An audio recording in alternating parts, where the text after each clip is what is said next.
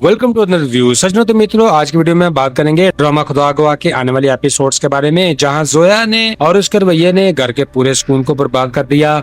सफियान अपने बीमार वालिद और खानदान की इज्जत के बीच फंस चुका है, जबकि अरीशा और जायशा अपने रिश्तों को बचाने की कोशिश कर रही हैं। दूसरी तरफ फिजा और अरसलान की छुपी हुई मोहब्बत एक बड़े ट्विस्ट की तरफ इशारा कर रही है।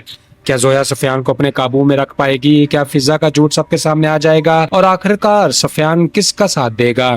आज की स्टोरी में उन्हीं सवालों के जवाब तलाश करेंगे। वीडियो अंत तक जरूर देखिएगा, क्योंकि आगे जबरदस्त ड्रामा और सरप्राइज हमारा इंतजार कर रहा है। दोस्तों, ड्रामा खुदा गवाह की लेटेस्ट एपिसोड्स को देखते हुए लग रहा है तो खुदा गवाह की कहानी अब बहुत अहम मोड़ पर दाखिल हो चुकी है।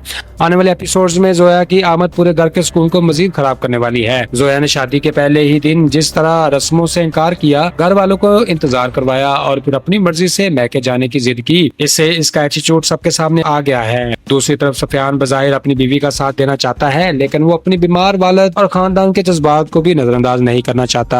दोस्तों, यही बात आगे चलकर मियां बीवी के दरमियान बड़े इख्तिलाफ का सबब बन सकती है। अरीशा को पहले ही डर है जोया सफियान को सबसे दूर कर देगी, इसलिए वो अपने भाई को समझाने और खानदान को जोड़ने की कोशिश करेगी। जायशा भी ताया अबू नहीं लग रही, इसलिए जोया और जायशा के दरमियान खामोश मुकाबला मजीद शिद्दत इख्तियार कर सकता है। दोस्तों, इधर कहानी का सबसे खतरनाक पहलू अरसलान और फिजा की छुपी मोहब्बत है। फिजा की शादी करीब है, लेकिन वो अरसलान से राब्ते में है, जबकि अरसलान अब भी तलाक के पेपर मांग रहा है। अगर ये राज फिजा के होने वाले ससुराल या मुमताज के सामने आ गया तो बहुत बड़ा हंगामा हो सकता है।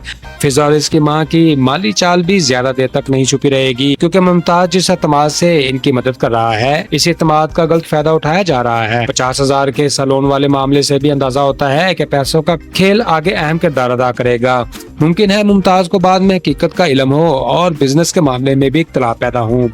दोस्तों, सफियान और जोया के रिश्ते का असल इम्तिहान अब शुरू होगा, क्योंकि जोया अपनी मर्जी से चलाना चाहती है, जबकि सफियान इसे फैमिली रिश्तों की नहीं छोड़ सकता। आखिर में यही टकराव जोया के लिए सबसे बड़ी आजमाइश बनेगा, और शायद इसी दौरान सफियान को जायशा के साथ अपने माजी के जज्बात का भी एहसास हो। दोस्तों, इस एंडिंग का असर ड्रामा यही लग रहा है कि जोया अपने प्लान के मुताबिक सफियान को बदल पाती है, या उल्टा इसके रवैये की वजह से पूरा घर इसके खिलाफ हो जाता है। अगर जोया ने अपना रवैया ना बदला तो डिवोर्स की बात भी दोबारा सामने आ सकती है, जबकि हर किरदार की अपनी कंडीशन और ख्वाहिश कहानी को मजीद उलझाने वाली है। दोस्तों, खुदा गवाह के हिस्से में मनफी किरदारों पर जितना गुस्सा किया जाए कम है। सबसे पहले जोया ने आते ही जिस तरह घर के रस्म रिवाज को ठोकर मारी, सबको इंतजार करवाया और फिर सफियान को अपने साथ मैके ले जाने पर अटक गई। इसे कोई मजबूत किरदार नहीं, बल्कि साफ एटीट्यूड वाली जिद्दी लड़की कहा जाएगा। इसकी हर बात में अपनी मर्जी और अना नजर आती है, और अफसोस ये है कि वो सफियान के घर वालों को जज्बात समझने की कोशिश नहीं कर रही। फिजा और इसकी माँ तो इसे भी 2 हाथ आगे निकल चुकी हैं। 50,000 का झूठ बोलकर मुमताज से पैसे लेना इंतहाई घटिया प्लान था। ऐसे किरदारों को देखकर बंदा वाकई सोचता है कि भाई इतनी भी चालाकी किस काम की। दूसरी तरफ सफियान, अरीशा और जायशा जैसे किरदार दिल जीत लेते हैं। सफियान ने जोया के सामने अपना बीमार वालिद की इज्जत और जरूरत को तरजीह दी, ये इसके किरदार की अच्छी बात है। दोस्तों, अरीशा भी साफ गो है, मुंह पर सच बोलती है और अपने भाई के गलत रास्ते पर जाने से रोकना चाहती है। जायशा ने भी ताया अब्बू की खिदमत से मुंह तो नहीं मोड़ा था, जो इसकी मोहब्बत और इंसानियत दिखाता है। अब ड्रामे की स्टोरी में कुछ ऐसी बोंगियां भी हैं जिन पर हंसी आती है। एक तरफ सब लोग भूख से बैठे इंतजार कर रहे हैं, दूसरी तरफ कोई जोया के नखरे बर्दाश्त कर रहा है। भाई घर में खाना मौजूद है, खा क्यों नहीं रहे? फिर 50,000 के सैलून वाले झूठ को इतनी आसानी से कामयाब दिखाना भी अजीब बात है। दोस्तों, सलान का अपनी बीवी को बीवी ना मानना भी खूब लॉजिक है। भाई निकाह भी कर लिया और फिर कहते हो तुम मेरी बीवी नहीं। ये अजीब सा ड्रामा है, मगर इतनी ड्रामाबाजी भी अच्छी नहीं होती। ओवरऑल मुस्बत किरदारों ने दिल जीता, जबकि मनफी किरदारों ने गुस्सा दिलाने में कोई कसर नहीं छोड़ी। आगे असल कॉन्फ्लिक्ट यही होगा कि सफियान किसका साथ देता है, जोया अपनी अना छोड़ती है या नहीं, और फिजा का झूठ कब एक्सपोज होता है। दोस्तों, इस ड्रामे के किरदार हमें बहुत कुछ सिखाना चाहते हैं कि रिश्ते सिर्फ मोहब्बत से नहीं, बल्कि समझदारी, बर्दाश्त और एहतराम से चलना चाहते हैं।